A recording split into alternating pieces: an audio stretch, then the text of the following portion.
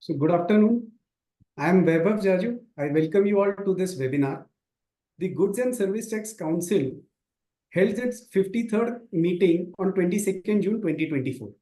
This was the first meeting of the new government, wherein the council proposed various tax-friendly measures, including extension of the input tax credit timeline, conditional waiver of interest and penalty, reduction in pre-deposit amount, sunset clause for anti-profit earning provisions, changes in GST rates on goods and services tax, etc.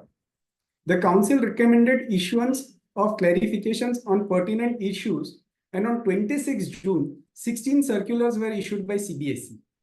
The list of recommendations and clarifications is no short of a mini budget, hence we thought it apt to discuss key proposals from 53rd GST Council meeting. In today's webinar, our partners Neeraj Bagri and Ranjit Mathani will dwell into important recommendations of the council and clarifications issued by the CBIC. The most talked about recommendations are naturally the ones dealing with dispute resolution. Neeraj, can you walk us through these recommendations? Thank you, Vaibhav. As rightly mentioned by you, is nothing short of a mini budget. And I'm sure there are a lot of other amendments which are proposed, which will be part of the finance bill to be introduced during the budget session. But to begin with, both these amendments is something which will be part of the finance bill. But the press release has sort of, given enough food for thought to, look at what this amendment could be like. So if you look at the first one, it is a very welcome relief being given to the industry, stating that wherever any demand notices have been issued under Section 73, which means that there is no extended period which was invoked, then if the tax is paid before 31st March 2025, then the government will give waiver of interest and penalty. Now, this is one of its kind in terms of amnesty scheme, which we have seen in last several years, where the government is, waiving its right even to collect interest. So penalty is something which obviously is normally a part of an amnesty scheme. And to an extent, a waiver of interest is also given. But here, the government is talking about giving a waiver of complete interest, which is very useful, especially for the companies where they have received demand notices and do not wish to litigate, especially in a scenario where the input tax credit is available. So it would make perfect sense to sort of, do away with these disputes and try to, take the advantage of this amnesty scheme. With this, I mean, of course, one will have to look at the exact language which will be inserted in the statute. But few important questions, do come to our mind. One, of course, is to say that what happens in a situation where the demand notice has been issued under Section 74, but ultimately it does not get sustained under the extended period. Now, this is a question for which an answer may not be available today, but it would be interesting to see how we deal with these situations where the demand ultimately is not sustained by the court under Section 74, although they may agree that there is a demand under Section 73, which is, confirming the demand under the normal period of limitation. Then how does one, look at these cases which will get concluded post 31st March 2025? The other issue is, typically one can expect the department now, hence for going forward, all the notices sort of to be issued under Section 74, so as to, this benefit of amnesty may not be available in these cases. So again, one will have to wait and see what sort of provisions are brought about. One question also, which has frequently come up, is what happens in those cases where the company, let's say, may have paid up the tax, interest and penalty and may not have litigated the matter. Would they be entitled to a refund? Again, a fine print will sort of throw more light on this, but going by the past precedents, and in fact, some of the amendments which are proposed to resolve disputes, it seems unlikely that the government may give a refund wherever the amounts have been paid up. But let's cross our fingers and see what does the ultimate amendment talks about. The another amendment which is sort of again giving a relief pertaining to the time limit available for claiming input tax credit under Section 16(7) of the CGST Act. Now, there were plethora of disputes challenging the constitutionality of 16(4), since ITC is a vested right, whether the government can put any embargo in terms of time limit if all the other conditions are satisfied. The High Court, in the case of M-Trade links, has sort of dealt with all these issues in depth and come to a conclusion that the government is well within its right to provide a time limit. However, considering various sort of issues faced by the trade, they had proposed that the time limit should be considered as 30th November 2021 for all the cases pertaining to 1718 onwards. Now, providing a sort of a sanctity to this judgment, the government proposes to sort of again amend the time limit provided in 16(4) to suggest that even if there is a delay, so long as the credit has been claimed under GST or 3B, the due date under Section 16(4) will be considered as 30th November 2021. This again will sort of bring respite to a lot of assessees and provide certainty in terms of the input tax credit that is available to them. Thank you, Neeraj. The council has made recommendations related to appeals. Also, a circular has been issued dealing with monetary limits for dealing with appeals. Ranjit, can you share your thoughts on these changes? Thank you, Vaibhav. There are in fact a couple of sort of amendments, proposals, clarifications, instructions that have come through in respect of appeals. And the first one that we are all talking about is the one which deals with the monetary limit. Monetary limit is coming in from the perspective that under Section 120, the government, the law has a provision that an appeal need not be filed in certain cases. And one of those situations is the monetary aspect. It's not something that we are seeing for the first time. The litigation policy of the government has usually had a monetary amount prescribed under which you would be able to go and file an appeal or not file an appeal. And when I say you, meaning the tax department in this case. So we have, in respect of the appellate tribunal, 20 lakhs. In respect of the High Court, the monetary limit is 10 million rupees. And in respect of the Supreme Court, it is 2 million rupees, 20 million rupees. And it means that below those amounts, the appeal would ordinarily not be filed by the tax department. Now, how do you sort of compute these tax amounts and these values? If it's an amount of demand which concerns tax, interest, and or penalty, or not interest or not penalty, you only look at the tax amount. If it's an amount, if it's a demand concerning interest or penalty or late fees, in that case, you look at the respective head. And if it's a issue dealing with refund, then you would look at the refund amount and look at the value that is involved in that issue. Now, it's important that as taxpayers that we are aware of this, because there may be situations where there is an appeal that may lie to the higher appellate forum, but that need not be sort of gone into if it's a case that can be compartmentalized below the monetary limit that has been talked about or that has been prescribed. However, there is a set of exclusions, and I would say there's a wide set of exclusions that have been sort of thought about by these particular instructions, and therefore the tax litigation will continue in cases where it's an issue which concerns a provision which was held to be ultra vires by a particular court, or it concerns strictures or comments against certain tax department officers, or involves costs having been imposed on them, or it in fact involves cases which deal with valuation or the place of supply principles, because the idea would be that there should be uniformity across the board, and it should not sort of stop at that one level and then have the risk of it becoming a precedent. The other sort of issue that has come through in these proposals and recommendations, and welcome one, is the time limit that is going to be available to file the appeals to the GST Appellate Tribunal.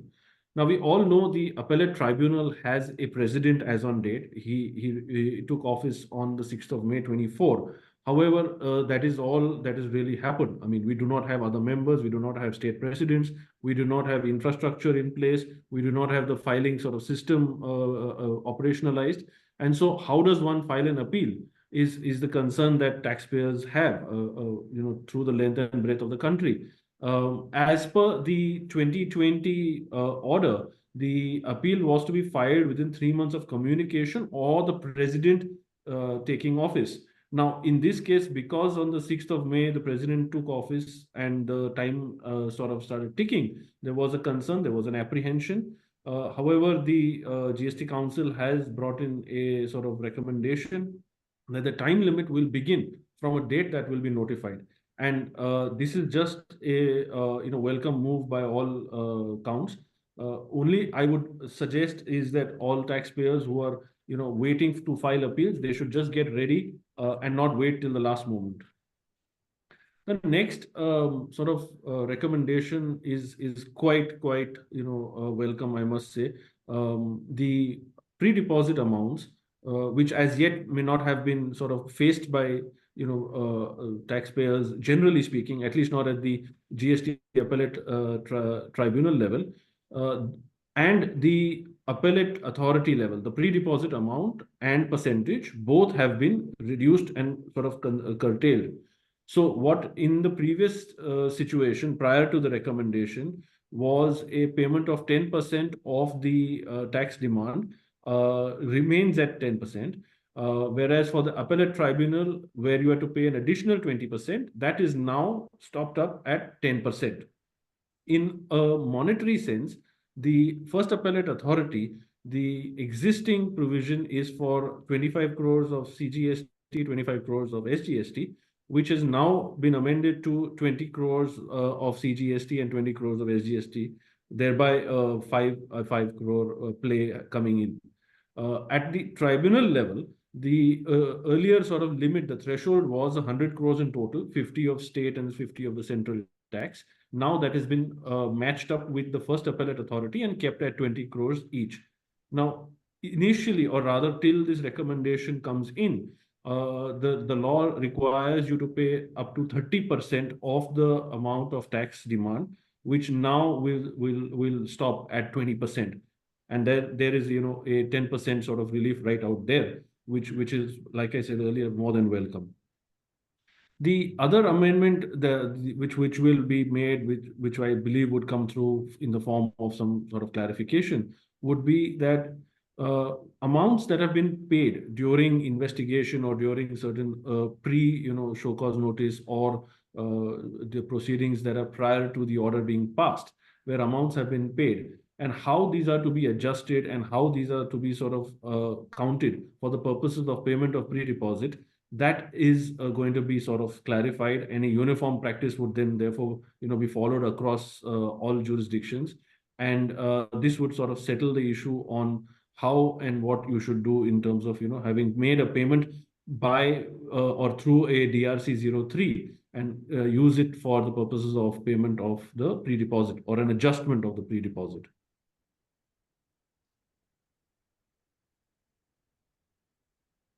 Time limit for availing input tax credit in section 16(4) has been a bone of contention between taxpayers and GST authorities. Neeraj, what is your view on the recommendation concerning ITC timeline?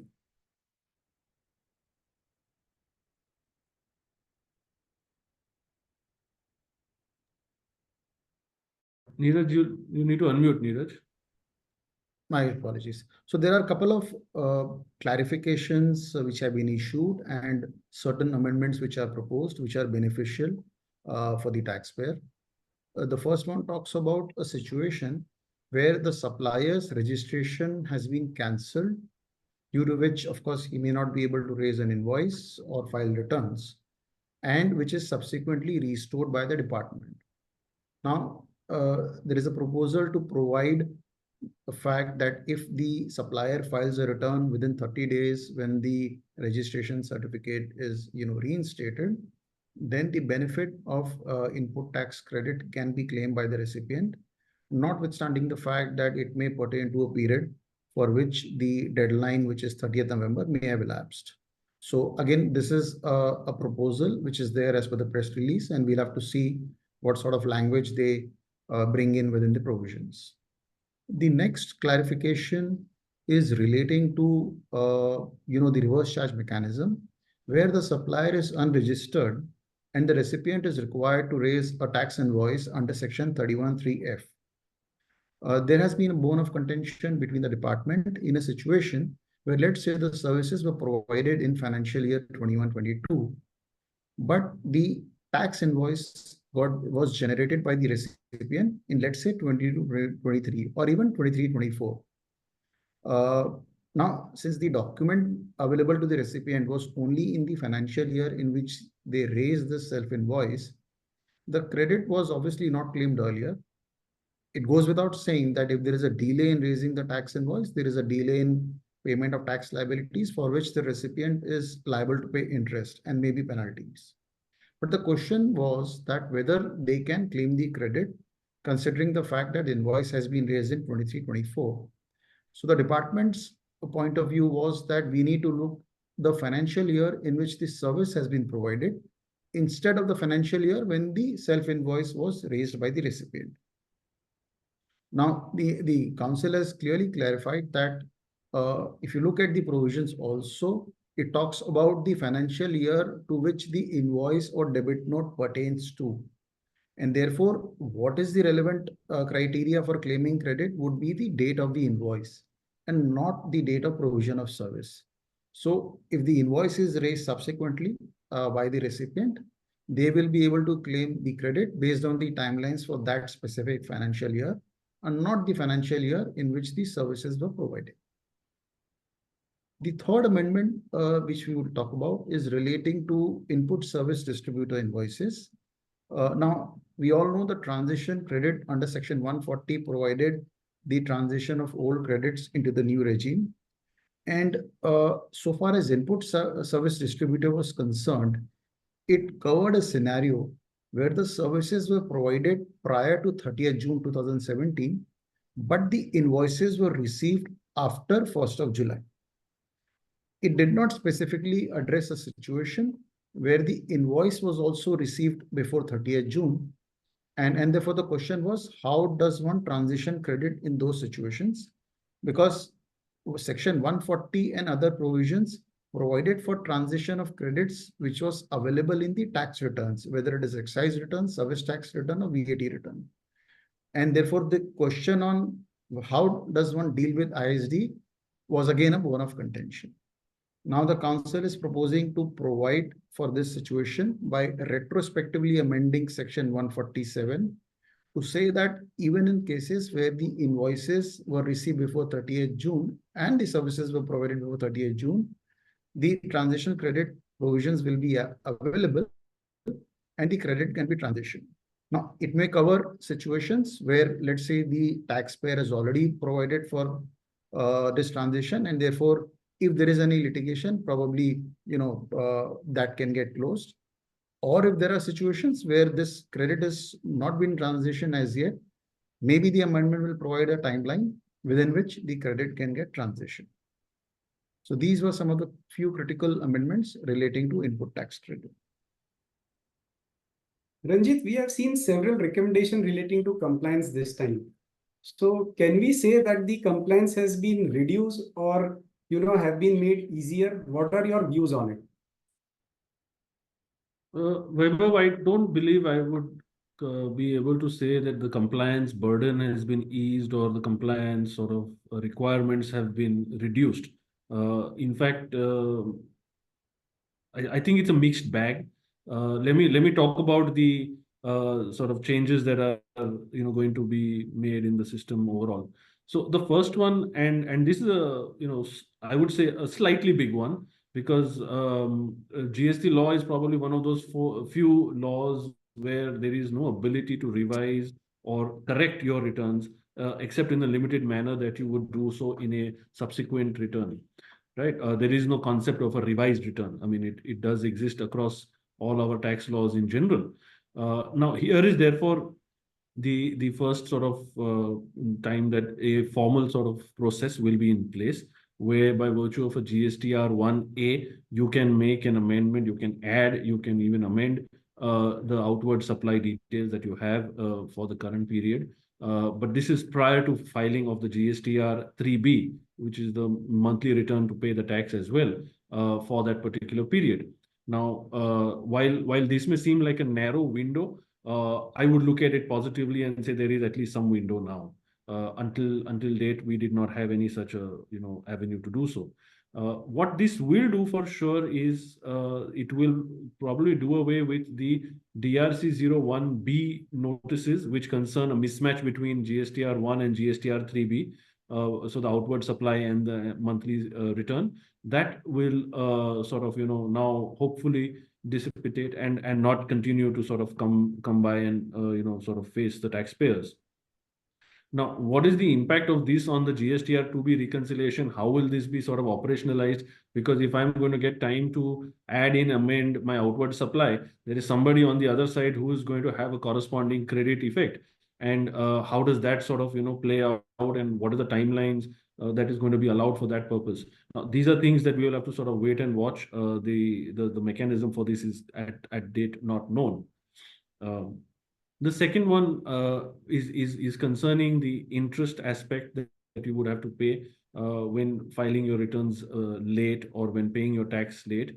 The provision in Rule 88B is going to be sort of amended so as to provide very clearly that your liability for interest will not arise in respect of that amount of available balance in your electronic cash ledger, which is then used for debit and i.e. pay the tax applicable for that particular return. So to that extent and to the amount of balance that you carry, you will not have an interest implication, and the interest implication will start after that sort of amount. Okay, a small sort of passing remark about the GSTR 9.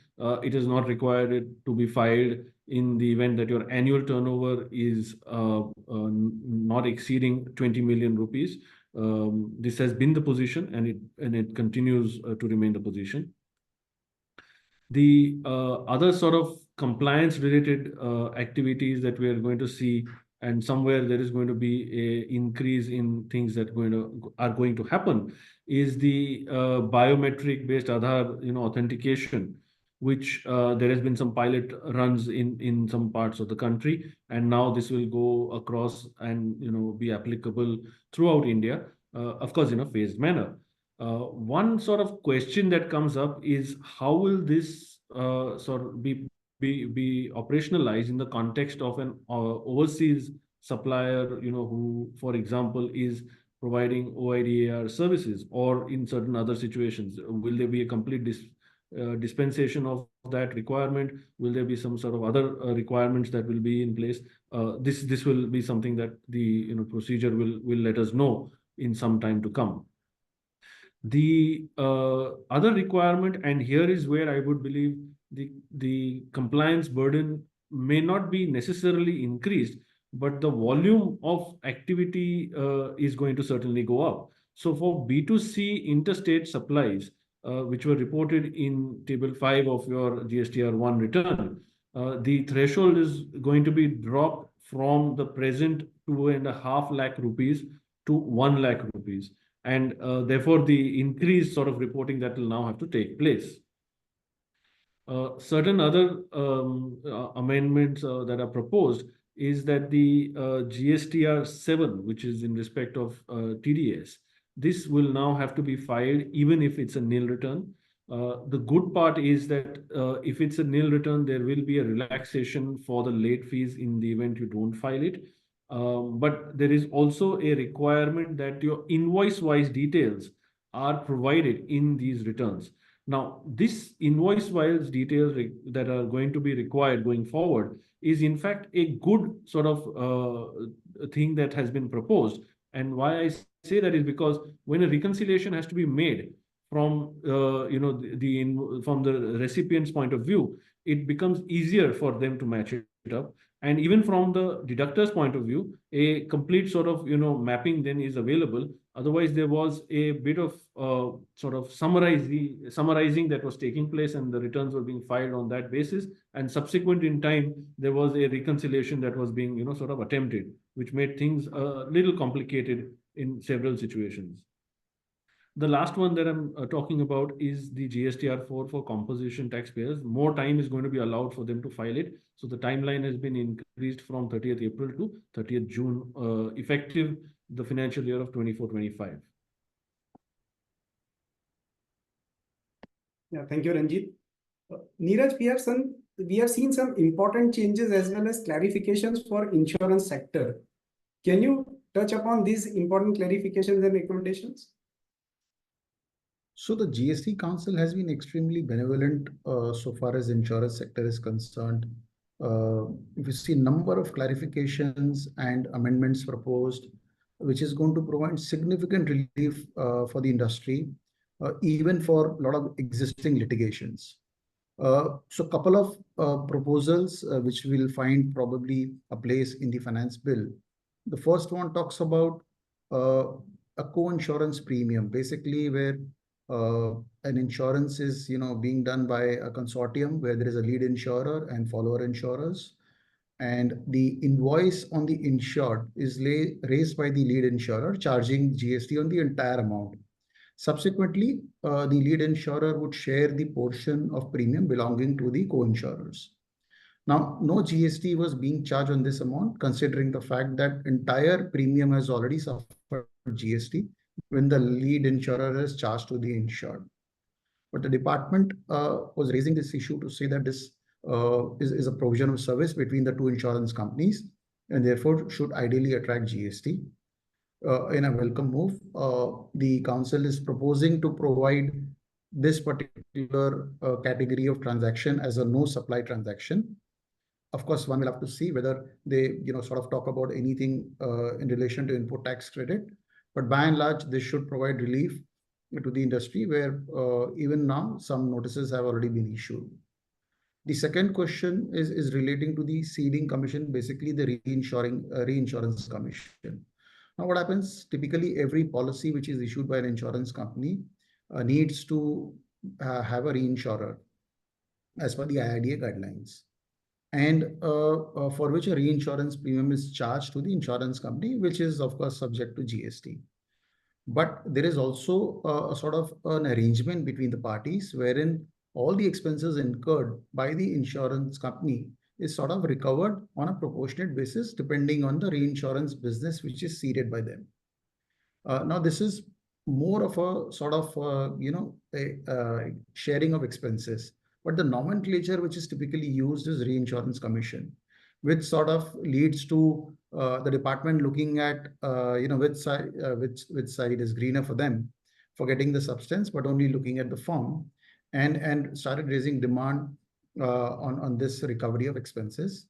So the council is proposing again to classify this transaction as a no supply transaction, which will bring a lot of relief to the industry. But the press release does say that they will want to regularize case on as is where is basis, which typically would mean wherever tax, interest or penalty has been paid, probably no refund will be given in those those cases. But where the amount is under dispute, under litigation, relief could be claimed by the company in those situations. Another proposal is to provide a retrospective exemption on reinsurance of specific insurance schemes.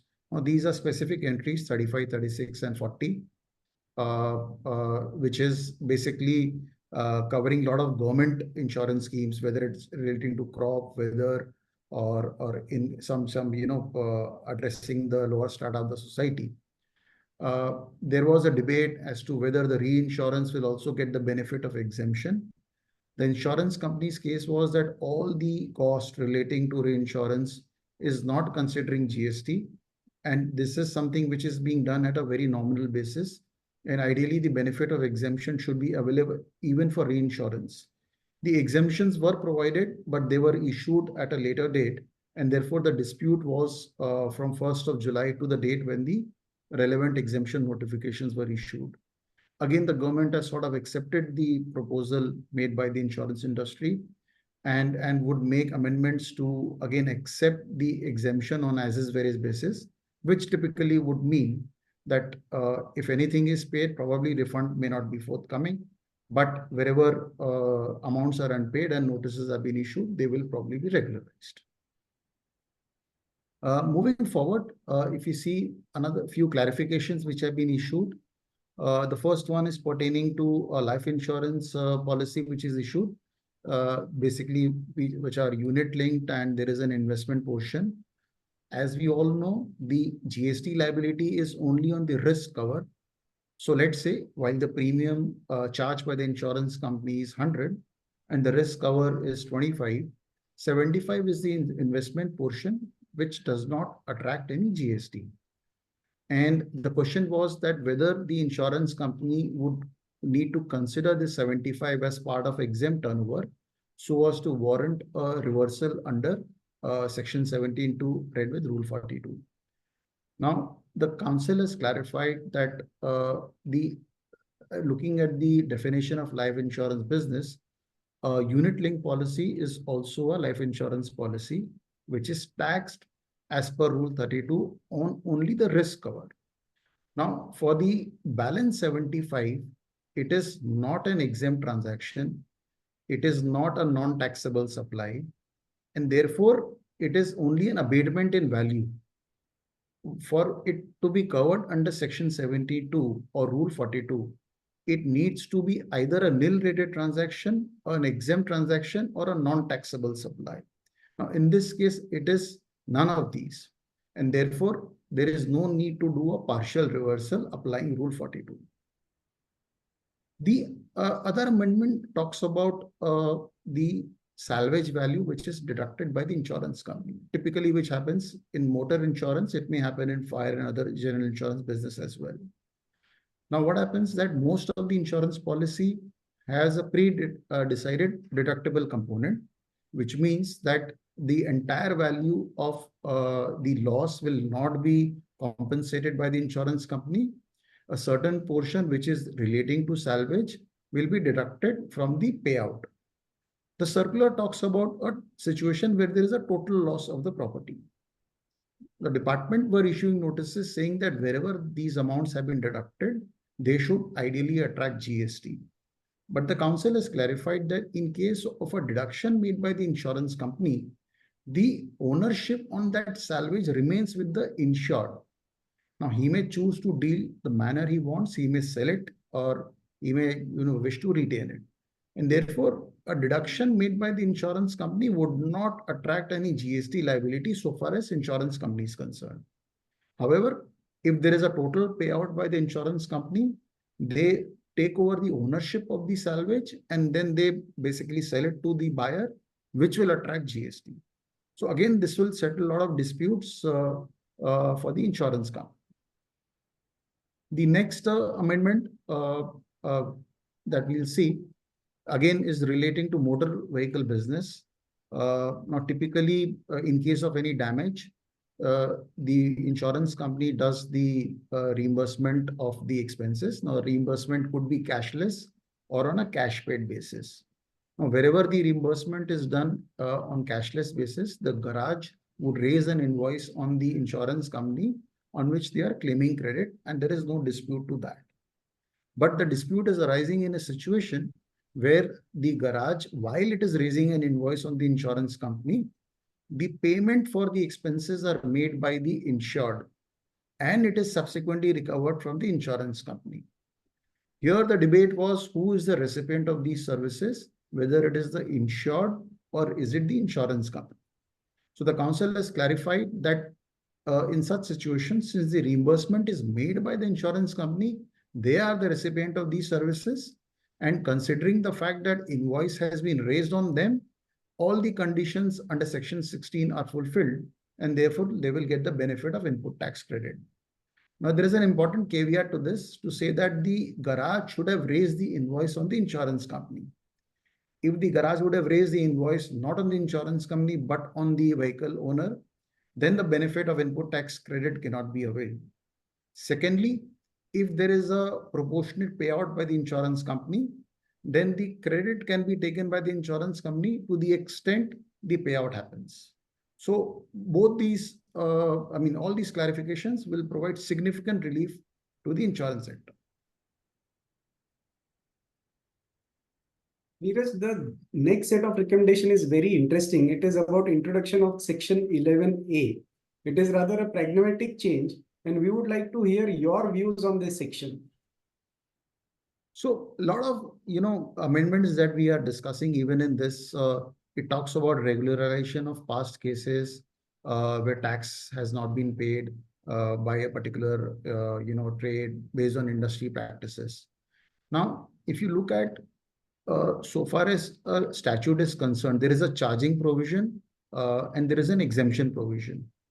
So ideally, while the government may issue clarifications for not collecting any tax based on certain industry practices, there is a right way of doing it by getting enabling provision within the statute. So we had similar provisions under the excise law and customs law, where if the tax was not paid due to the trade practices or a certain interpretation of provisions, which may have been sort of overturned by a court at a later date. But the government agrees with the proposition that, it is not a case of short levy for any reason, but other than the fact that it is a trade practice, and the government also had accepted the trade practice for several years.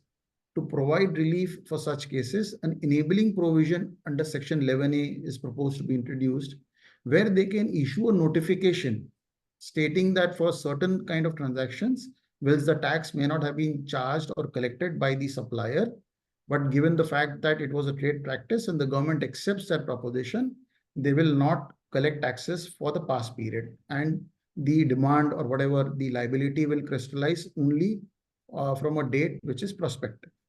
So again, a welcome provision which will bring in enabling provisions within the GST law. Yeah, go ahead. Yeah, so there are certain changes which have been recommended for export refunds. Can you briefly explain them? Yes. So there are two clarifications which have been issued. The first is relating to a situation where there is an upward revision in the price of goods which have been exported. Now, typically, this will be relevant, especially in a case where the taxpayer has claimed refund by paying IGST on those goods.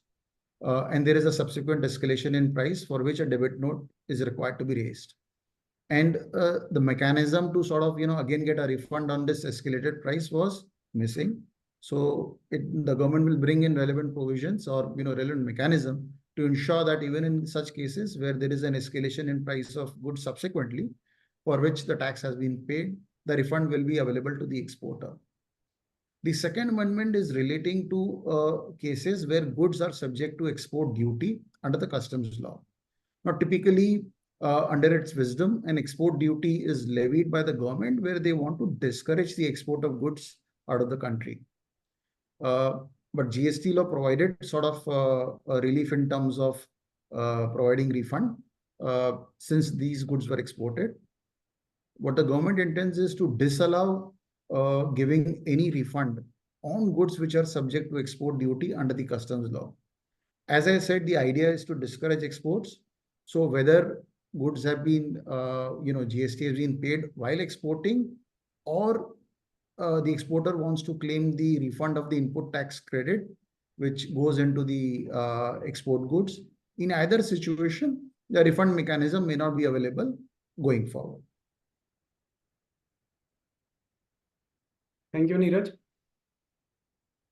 Ranjit, there is mention about common timeline for issuance of demand notices and orders. This come across as an unprecedented provision. How do you see these recommendations?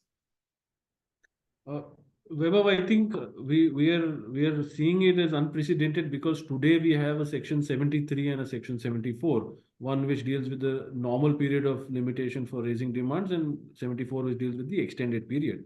However, if we go back and look at our central excise law or the Finance Act, which concerns the service tax law, we dealt with one section which had a proviso for the longer period. That's the sort of format in which we've seen our statutory provisions. So it's not unprecedented. This is quite, I think, the way it has been hitherto. In fact, I would look at this as a sort of a housekeeping sort of measure that the government is looking at in sort of not having to deal with two provisions in two sections with subsections running up to 10 and 12. So in effect, between 73 and 74, we are looking at something like 20 odd subclauses between the two of them. That's what's going to be sort of it became unwieldy. It became quite a bit to handle, and I think that's what they're trying to address. There is some apprehension that whether this will now mean that the normal period will no longer be available, or it's all going to be therefore longer period demands. I think these are apprehensions. They may all come unfounded. We've seen the central excise law. We've seen how the customs law, the service tax law has all sort of been administered. I think it's in the same manner that this particular 74A is proposed, and it should not be something that should become so troublesome. The good part of it is that there is a intent that the timeline to allow payment of the in tax and interest after the issuance of a show cause notice is being increased from 30 to 60 days, and therefore avail the benefit of the reduced penalty. Now, this is a good development or a good sort of recommendation that has been made by the council. Ranjit, finally, yeah, go ahead. Please, yeah. Yeah, so I'll talk about the anti-profiteering provision as well. So when we came into the GST regime, it was a situation where there was fractured credits, there was non-availability of credit in various situations, there was a cascading effect of it, and the sort of GST regime corrected most of it, okay, almost all of it rather. Now, the idea therefore was that at the same point, the consumer, the customer should not have to bear the burden, and the taxpayer, the supplier, should not have to have a gain on account of tax, right? That's the sort of background with which the anti-profiteering provisions were there. And on the 30th of November 2017, we had the anti-profiteering body sort of come into being and have a sort of ability to look at cases which had a angle of anti-profiteering. Now, this was a fault-based system, a trigger-based system. So if there was a complaint by the department or by a customer, there would be a proceeding that would then sort of take place. It was meant to be for a short span of time, but it was increased. It was increased based on some recommendations up to the 30th of November 2019. And then again in September September 2021, there was a recommendation for having it around for one more year. Okay, and therefore 30th of November 2022, with the sort of added point that the proceedings would then thereafter be taken up by the Competition Commission of India. Now, while all of that has been there, the provisions have existed in that fashion, we have also had a judgment from the Delhi High Court, which earlier this year, in January, in this particular year, dealt with several set of challenges, whether it was the rule-making ability, whether it was the manner of computing the profiteering element, whether it was the formula that was required to be applied. And this went across the real estate, it went across the FMCG, it went across the pharma sector, and it really had a wide sort of situation. The Delhi High Court, of course, dealt with all of them and gave a sort of judgment which pretty much upheld the provisions and the position of the anti-profiteering authority. Now we are seeing the sort of sunset on this one, and April 1, 2025 is proposed to be the sunset date for this. After which date there will be no new cases booked for purposes of anti-profiteering. Those which have already been booked will, of course, be taken forward to its logical end and concluded. And for that purpose, the principal bench of the GST Appellate Tribunal will be assigned the responsibility to hear those cases. Thank you. Generally, a GST Council meeting without rationalization of rate cannot be anticipated. Accordingly, under this meeting also, there are certain changes made under the GST rates of goods and exemption provided to certain services. We will quickly touch upon them. A uniform rate of 5% on imports of aircraft parts, components, testing equipment, tools, and toolkits, regardless of their classification. Parts and components used for maintenance, repair, and operations for aircraft were having different rates due to different classification. Uniform rate will avoid ambiguities and boost to the Indian MRO sector. A milk can, irrespective of their make and usage, that is whether they are made of steel, iron, or aluminum, will be taxed at 12%. Similarly, GST rate on cartons, boxes, and cases made of both corrugated and non-corrugated paper or paper board to be reduced from 12% from 18%. Solar cooker, whether single or dual energy source, to be taxed at 12%. So generally, a solar cooker now comes with both the facilities where you can cook through renewable energy as well as conventional energy, and therefore it has been kept to 12%. All type of sprinklers, including fire water sprinklers, to be taxed at 12% GST. Past practices to be regularized on as-is various basis due to interpretational issues. Next is exemption from compensation cess. Compensation cess on imports by special economic zone unit or developers for authorized operations are made exempt, and this is from a retrospective effect from 1st July 2017. This appears to be a part of legislative change, and one will have to wait for fine print to understand what recourse is available in a situation where the SEZ unit or developer has paid such compensation cess and the ITC balance is still available under the electronic credit ledger. Then will the refund be allowed? Of course, this will be subject to condition of unjust enrichment, and given the fact that since the provision is effective from July 1, 2017, most of the cess so collected would already have been distributed to the states. Next is the GST. Next is regarding the exemption to services. Certain services have been made exempt. I think the relevant one which requires a discussion is about the hostel accommodation, where hostel accommodation for a consideration up to 20,000 per person, student or working professional, this will be subject to availing accommodation for at least 90 days. Council has provided some reasons for e-commerce companies, e-commerce operators to be happy. This set of changes we are going to discuss. Reduction in TCS rate from 1% to 0.5%. Electronic commerce operators are required to collect TCS on net taxable supplies under Section 52 of the CGST Act. A reduction in TCS rate is made from 1% to 0.5%.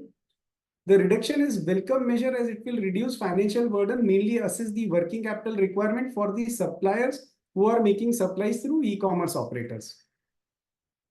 Again, there is a clarification for penal provision under Section 122, subsection 1B.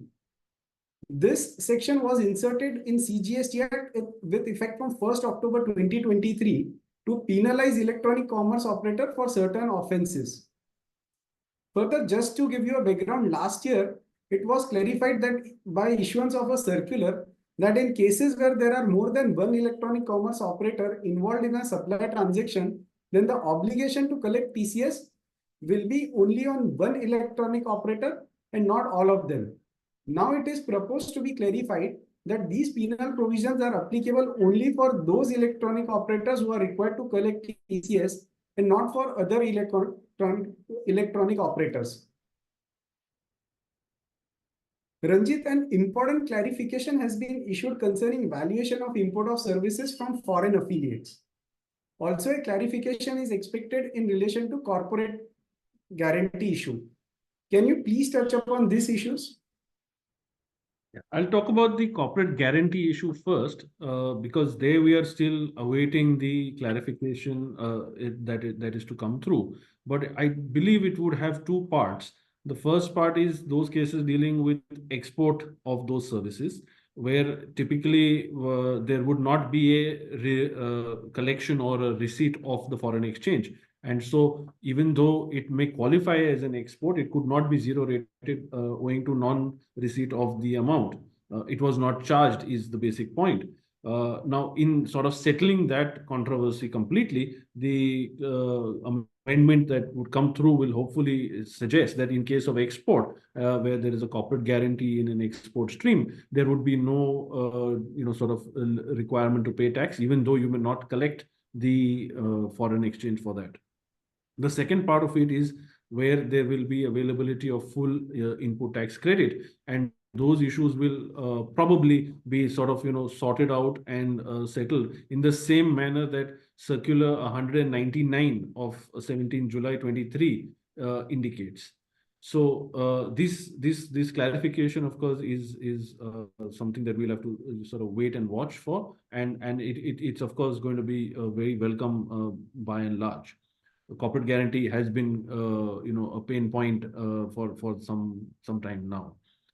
But the big one is, of course, the issue on import of services from related persons. Now, the background in which this sort of comes about suggests that it's cases where there may be certain activities by the overseas related person, and for which there would not be a consideration. Ordinarily, there would not be a consideration. But the tax department, of course, went across and said that when we look at this situation, there is a need for you to pay the GST on a reverse charge basis, because you're a related person, you don't need a consideration, and if there is an activity which is taking place, then it will have to suffer the tax, even though you have not got a consideration. Now, in sort of addressing that situation, addressing all such situations, the clarification that was issued on 17th of July 23, which concerns the valuation of transactions between related persons, is going to be sort of applied to the import of service cases as well. So the idea is to not have the demands and disputes going around on this case. If there is an amount charged, that's going to be considered as long as you have full ITC. If there is no amount charged, then nil will be the value that is to be considered for this purpose. And even then, there is going to be no sort of demand that will come upon in such a situation. So this will hopefully take care of all the issues in respect of trademark and royalty, cross-charge for such administrative other functions, secondment arrangements. Of course, where the dispute has not arisen, because if the dispute has arisen, there is a possibility that the credit may not be available in full, and owing to that reason, the applicability of this clarification then comes under a cloud. So yeah, that's on the import of services from related persons. Yeah, Ranjit, do you feel that the ESOP related changes are beneficial or will be a good relief to the industry? Weber, certainly a very useful clarification to have. ESOPs, while they are concerning ESOPs, ESPP, restricted stock units, all of them, they're concerning securities in effect. However, there was a variety of questions that people had around its taxability. And I think this clarification in this Circular 213 is good to have, because it sorts it out to say that between the entity in India and the employee, there is an employer-employee relationship, there can be no tax. Between the overseas entity and the employee in India who has received that particular units or securities, there can again be no tax, because it concerns securities, and securities is neither goods nor services for the purposes of levy of GST. And as far as the overseas entity and the Indian entity is concerned, even here it makes it clear that there will not be a liability, because ultimately, if there was any compensation paid, it is paid for the purposes of those securities. You cannot have a tax in respect of something which is for securities. However, if there is an additional amount charged, if there is an administrative charge, if there is a cost for the purposes of issuing those securities, then that will have to be something that gets subjected to GST. But other than that, everything will sort of fall outside the pale of tax. And like I said, this is a good to have circular for sure. There is an issue in case of post-sales discount where supplier reduces his liability. Tax authorities often ask the supplier to provide evidence of the corresponding ITC being reduced by the recipient.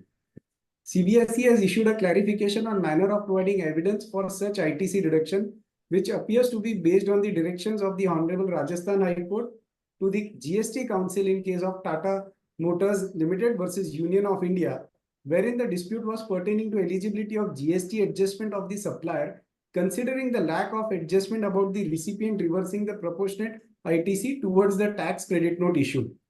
The High Court directed the GST Council to consider proposition of allowing GST reduction based on CA certificate certifying reversal of ITC by the buyer. Ranjit, do you feel that this is an onerous task and industry was better without this clarification?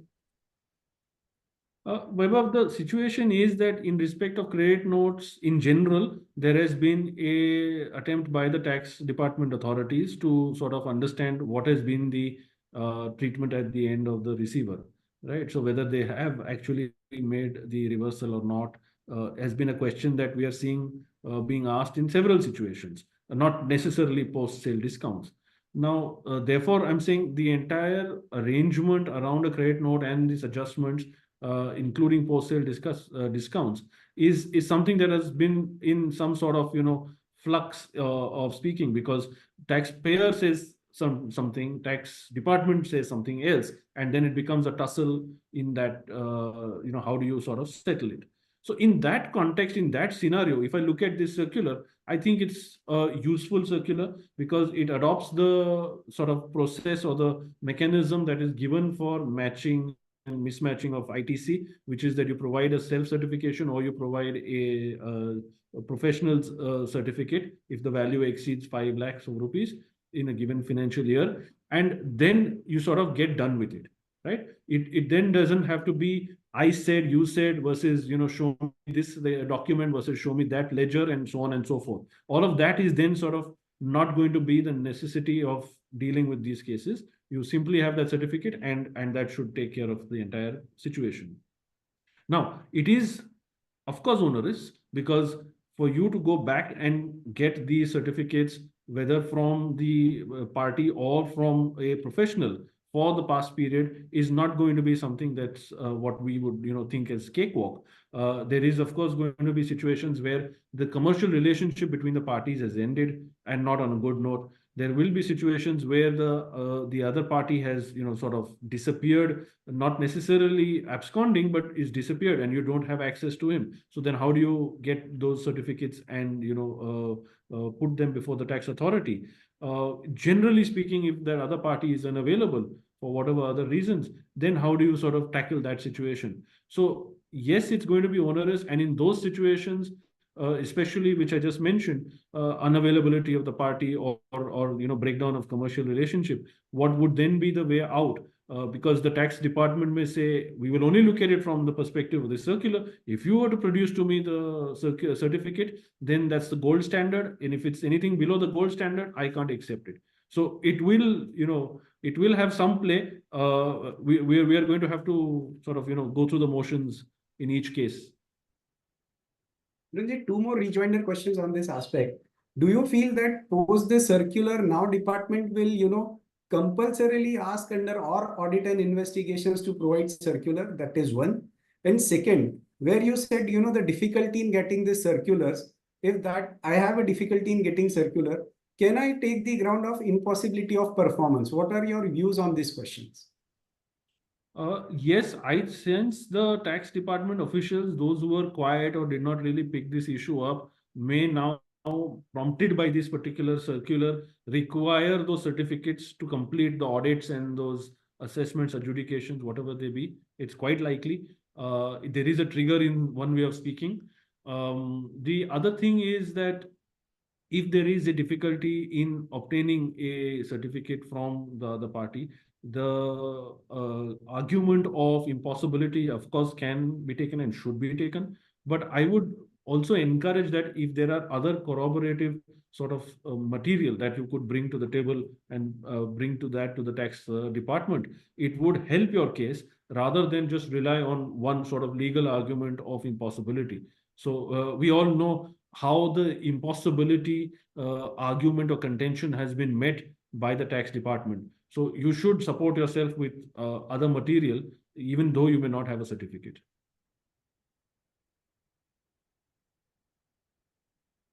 Now, extended warranty or characterization to warranty has always been a tricky issue under GST. And this is an important amendment or relief to the auto sector. Ranjit, can you please help us with your views on this clarification? Yeah, Vaibhav, this circular 216 is very, very useful and important for the auto sector in specific. It will have a bearing for others also, but the auto, yes. So there are 3-4 things which may have come through from this particular clarification, and this follows on from again a 17 July 23 circular. Now I'll just mention what those 2-3 points are. The first is if there's a case of a replenishment where a distributor may have provided the part component goods out of his own available stock, and then thereafter ask for a replenishment. The clarification is that the manufacturer would have to send it across by virtue or under a delivery challan, and that's not a taxable supply. And there is, of course, also no reversal required at his end in that situation. The second is that when there was a sort of a question or a doubt that had been raised that the circular of 17 July 23 talks about replacement of the parts and does not talk about the replacement of the goods. Now, the clarification in 216 of 2024 does bring sort of a end to that cloud of doubt that some people may have had, is that the treatment or the position that was there for the parts is also going to be relevant and equally applicable for the treatment for the replacement of the goods itself.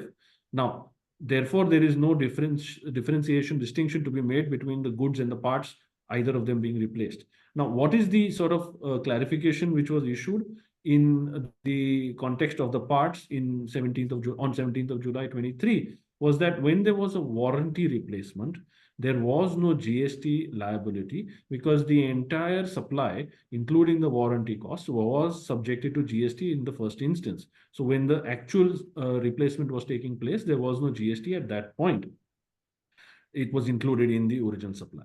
The other aspect of it, that there was no need for any reversal when that warranty parts or goods were being supplied, because there was this was not a taxable, or sorry, this was not an exempt supply. This was not a nil rated supply by any count. It was a taxable supply. It was included in the original supply when the warranty was taken in, and therefore there is no requirement for reversal. So that was the clarification in the 17 July 23 circular, which was relevant for parts.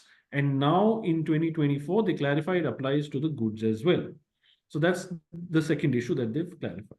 The third issue that they've clarified, and that's as we see on the screen, that in the case of an extended warranty, what happens? Now, there could be a variety of situations. You could have a extended warranty coming in at the time the goods are supplied, i.e. at the original point of time, in which case the entire supply is to be treated as a composite supply of goods and will be taxed in that fashion.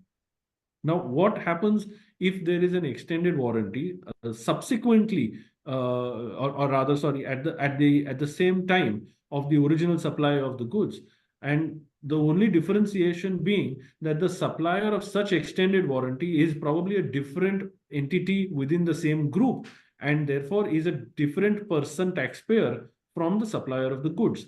So then it's sort of segregated to say that when the extended warranty is being taken in at the same point of time, but by two different suppliers, the supply of warranty as a service is a supply of service and will have to be taxed accordingly. The last sort of situation that they have clarified about is when the extended warranty is made subsequent to the original supply of goods. Once again, this is to be viewed as a supply of services and will be taxed in that fashion. So, now this will hopefully bring no more, sort of different practices across the system, and the tax authorities also will have a clearer sort of understanding of the subject. So their tax, administration doesn't get burdened with these questions again and again. Now, Ranjit, there is one clarification which deals with place of supply of goods supplied to unregistered person. Can you briefly explain the relevance of this clarification, please? So the circular of 209 is web of concern, I would believe more so with e-commerce supplies. Okay, primarily relevant for e-commerce supplies. Now, in the case of e-commerce supplies, it's a sort of unregistered person who is making the procurement, the purchase, and could possibly have two addresses. Both of them are not registered for GST. So I could be, sitting in place X and have the invoice issued to me at place X. I'm on a website, I'm on an e-commerce platform. And I may ask for the delivery of that to happen to somebody else in place Y in another state. Now, in the invoice that is required to be issued by the supplier in such a situation, both addresses are to be captured. Now, the question that came up is that which is the address that is relevant for the purposes of the levy of the tax, because it could be in one place where I'm billed and it could have a different tax implication versus the place where the delivery is actually occurring and the tax implication differs. Connected to that is a provision in the Integrated Goods and Services Tax Act, which deals with the place of supply for such a situation. And they brought in an amendment in towards the end of last year in 2023, which was insertion of a clause CA dealing with the place of supply. Now, what this clarification does is to say that there will possibly be two addresses on a given invoice. The address that the supplier should consider and take for purposes of charge of GST is that address where the delivery is to be made, not the address to which the invoice is issued. Okay. Now, what this does is it basically aligns with the principle of the tax and the goods will all sort of travel in the same direction into the same destination, and we don't have a sort of disconnect in there. So in that way, the entire sort of transaction is now these transactions will be taxed in this fashion, that the address that is given for the purpose of delivery is what is to be considered by the supplier, and the tax is to be applied on that basis. Thank you, Ranjit. Time of supply for hybrid annuity model has been a tricky issue. There is a clarification on this. To understand the rationale of the clarification, we will quickly understand what an hybrid annuity model HAM means and the issue being clarified by the circular. Hybrid annuity model contracts by National Highway Authority of India involves a unified agreement for both construction and operation and maintenance of highways. The payment terms under such agreements generally provide for split of around 40% during construction and 60% as deferred annuity over a period of 15 to 17 years. The revenue authorities had started raising demand on the total annuity components immediately after the construction is over, ascertaining that once construction is completed, no further supply is involved, resulting into complete provision of service. Hence, GST is payable on annuity on the event of completion of construction, even though consideration for annuity is to be received in future over next 10-15 years. Accordingly, the issue that arose in the industry was whether the annuity payments are taxable based on milestone receipts, considering it as continuous supply of services, or immediately upon the completion of construction. The government has clarified that under HAM projects, the concessionaire is required to undertake both construction and operation and maintenance. Further, the payment is spread over the contract period in installments. Hence, it qualifies as a continuous supply of services. And therefore, the tax liability under HAM projects, including on construction portion, arises only at the time of issuance of invoice based on the dates or events specified under the contract, or receipt of payment, whichever is earlier, as per the provisions applicable for time of supply in case of continuous supply of services. It is also clarified that the interest component included in the annuity payments would also be included in the taxable value. Now, this clarification will put to an end to the ongoing dispute and litigation, and therefore it's a great sigh of relief for the road construction industry. Ranjit, can you briefly explain the two clarifications, one on taxability of loans granted between related persons or between group companies, and second on time of supply of allotment of spectrum to telecom companies?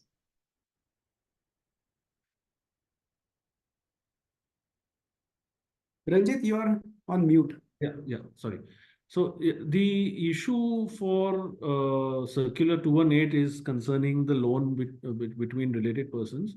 And the situation is that in a group, you will always or very routinely have, one sister company supporting another, and there may be a providing of a loan in advance, a temporary sort of, tide over funds. Now, in all of these situations, whether there is a need to pay a GST has been a question. The tax department has, of course, always tried to get its pound of the flesh.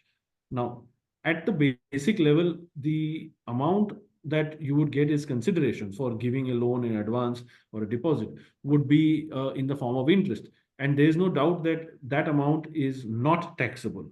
Okay, so that's something that was pretty clear. However, the tax department authorities did try and sort of bring in the equation the point on saying there is a processing fee, there is an administrative charge, there's a service fee, there is a foreclosure charge, there is a credit check amount, etc., etc. And the reason they said that was typically when a bank or financial institution or a lending entity was to provide a loan to someone or advance to someone in unrelated sort of parties in an arm's length transaction, these are charges which would normally and ordinarily be incurred by the borrower, and they would have to be paid by the borrower, and they would suffer a GST. Now, the tax department, of course, tried and sort of brought this in to say that because this is a related person transaction, the value does not quite embody the processing fee or the other charges, administrative charges, fees, etc. And therefore, there is a GST that it should be charged on these components, even when a related person makes an advance or a loan or a deposit to another related person. So the clarification has now come through to say that when a bank or a financial institution does any of these things, it has to go through certain processes. It has a certain set of procedures it follows. It has a credit worthiness check. It has a document, review of the borrower and whatnot. But these may not be things that are necessary or even undertaken when it's a transaction between related persons. So these aren't two equivalent or comparable situations. So that's the basic position on the basis of which it has been said that because these are not comparable, these are not required, there is no need to look at a related person extending some funds, extending some loan amount to another related person as being something that should suffer a GST on the notional processing fee or the notional administrative charge or the notional service fee, right? Those are not required to be done. And this sort of will address this issue completely. Okay, in the context of the spectrum allocation to telecom companies and where they make payment in installments, the issue was that the tax department actually went across and said that the FAL, which is issued to them by the government, is in fact the document which triggers the reverse charge liability in the hands of the person to whom the spectrum is allocated. So the clarification in 222 is that the FAL, which is the frequency allotment letter, is nothing but a recognition of the terms, the contract essentially, so to speak, that the government has allocated the spectrum, and the spectrum, the person to whom it has been allocated has probably made a choice or a decision to pay that in installments, and it recognizes that and various other aspects of the arrangement that will govern the two parties. Now, the tax department somewhat try to link this particular the FAL and said that the FAL has to become the trigger point for the reverse charge to apply, and 60 days from there is where the tax should have been paid, and the persons to whom spectrum was allocated did of course pay the tax. There was no escapement or leakage of tax, but then there was a demand for interest. So the clarification here is that the situation of installments or deferred payments the GST would be payable as and when the payments become due. And that's in the case of the, the time of supply provisions, making it clear that it's as the installment is becoming due or payable, whichever occurs earlier. So that clarification will help the telecom sector, which is otherwise was facing some sort of largish demands on the interest front. Thank you, Ranjit. Now we open up for question and answers. The participants can put their questions in the Q&A box. We have received certain questions, and Ranjit, I will just like to, ask you this couple of questions which are there.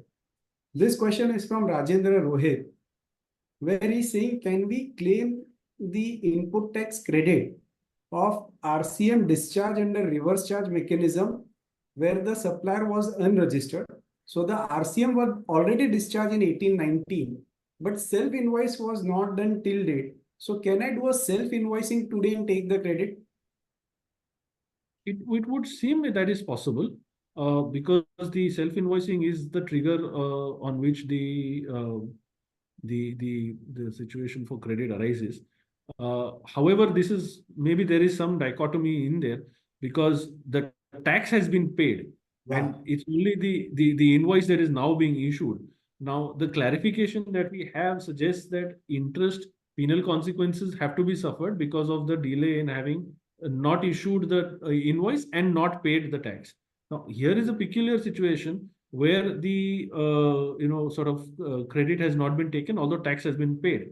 Now, on the back of that clarification, one may try, build a case for the availment of credit. I would think maybe even the other circular which concerns the availment of credit in terms of the first up to 30th of November 2021, that may also become some sort of a crutch on which this particular item of credit could be then taken. Yeah. Next question, which I'm just reading out, and probably I would be answering it and you can add.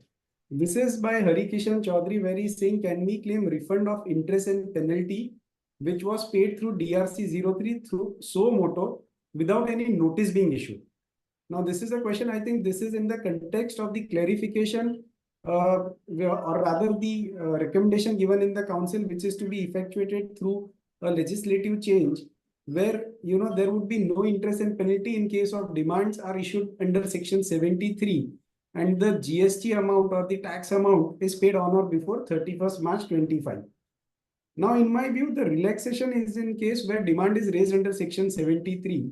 In your case, Harikishanji, you have specifically said that there was no notice being issued, and therefore, in absence of any notice or a documentary evidence to the fact that the demand was made under section 73, it appears that the benefit will not be available. However, one will have to wait for the fine prints and then one can take a call or revisit the position.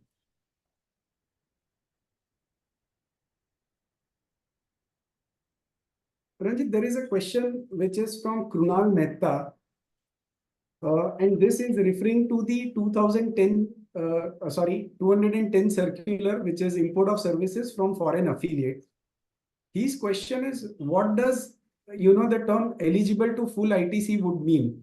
He's saying that he has received some ITC, but that gets reversed because of, say, a minuscule transaction, because there is an income from mutual fund and there is a 42 reversal because for it. So will the benefit be available, or will it still be treated as not fully eligible to ITC? That's a legal question that has been sort of going around for quite some time, since the start of the GST regime actually. And to my knowledge, different sort of thoughts are there on that subject. But I think the position really is that the ITC that's in question, whether that is fully available or not, it need not be seen as the overall, and therefore a reversal is made, and whether it may be for certain mutual fund related transactions because of which a reversal is made. Therefore, you are saying I'm not entitled to full credit. In respect of that transaction, in respect of that sort of issue which we are dealing with or which is at hand, and is the credit fully available or not, is the question to be asked. If that can, sort of be addressed to say, yes, it's fully available, then, and I'm not saying that, you have to actually be able to avail it and there'll be no reversal thereafter. But that transaction itself is entitling you to complete and full credit, that particular transaction. Then the sort of position to take is that full ITC is to be said to be available. There is one question from Mr. Nagendra K, where he's saying we have been, cross-charging for softwares as a service by an agreement. So this is, they are referring again to Circular 210, and therefore I'm in continuity referring to the second question by a different participant. And he's saying, can we stop the cross-charge and terminate the cross-charge agreement now in light of this circular? So can the past practice be changed today? That is the question in light of Circular 210. I think this is a bit factual, or rather not a bit factual. This is somewhat, a factual aspect that needs to be carefully looked at, because what the past practice was based on, and what is the trigger or what is the reasoning for the change in the practice. Okay, it's not going to be convenient that we say that there is a circular now that the board has issued, and in following that circular, I am now going to stop charging, or I am going to start charging, or I'm going to change the amount I'm going to charge. Okay, these are not going to be convenient positions that one should take. These will be, tested. The tax department will, of course, come after it. Wherever it is possible, they will, of course, try and get the revenue for it. But even where it's not possible, they will make their attempt. So I think we should address this in a more specific setting, and not, just at a overall level in this fashion. So this is a question from Sushma Kothari, where she is asking, we have not taken the input tax credit for financial year 1920 as it was not appearing under GSTR 2A till the last date of filing annual return. So basically it's about the lapse of the date. Later on, before November 2021, vendor has filed the return and she is now exploring, can we claim the ITC now? Vaibhav, I would believe not, but I mean, I'm happy to hear what you have to say on this as well. Yeah, so basically, Sushma, what I would like to add to Ranjit's point is the clarification has simply said, and yet we are awaiting the fine prints on it, where it says that the time limit for financial year 17-18, 18-19, 19-20 for availment of credit will be 30th November 2021. And therefore, this is a logical question that once it is being extended to 2021, then how it should be effectuated. So one will have to understand either in case where the SSC had already availed the credit in 2021 and is under dispute or still standing against the law at that point of time, will get relief today because of this proposed amendment or the proposed recommendation, or the fine prints, or there will be a mechanism which will be provided which will give you relief today, saying that okay, for financial year from April 17 to March 20, wherever the ITC was lapsed due to GSTR 2A or for any other issue, and if it is available under your 2A or 2B on or before 31st March 21, then taking the credit today will be treated as a compliance. So that clarification is something that one will have to look for.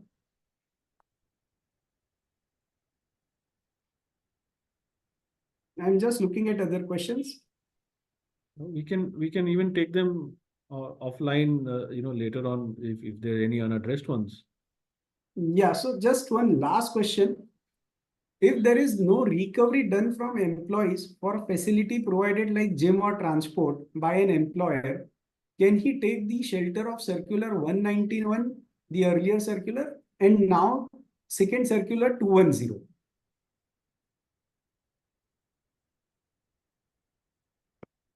But what would be the shelter that we are trying to get? So Ranjit, employee comes under the concept of related parties. So, and since this would be a deemed supply transaction as per entry 2 and entry 4 of Schedule 1, Now we are trying to say that if I have not recovered any amount, can I say that, it was a nil, with a nil invoice, this has been done? Yeah, that would seem feasible, but there is also the other sort of argument that people have been taking, and I think successfully have been taking, that there was no supply in there, that the amount of recovery was a recovery and not a case of supply by the business, by the taxpayer, and so in any case GST was not payable. So that's also the other sort of aspect of that matter. And in fact, Ranjit, here one thing is where, Santosh would also like to consider the benefit under 199 and 210 is applicable only where the recipient is entitled to full input tax credit. In this True. case, that question doesn't arise, and therefore taking, any OMV or nil value will have to be looked that, it doesn't get fit into that zone. Rather, Santosh can, explore the entry where if any gifts or any gifts are provided to employees which are below the limit of 50,000 per financial year, they won't be treated as supply. So maybe that entry you can explore and, evaluate whether can you treat these services as being provided in the nature of gift.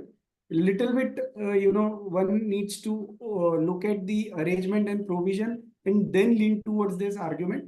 This was just a spontaneous reply to your query.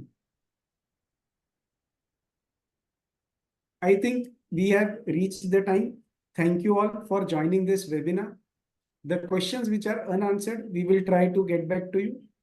Thank you once again. Stay tuned for further updates. Have a nice day. Thank you.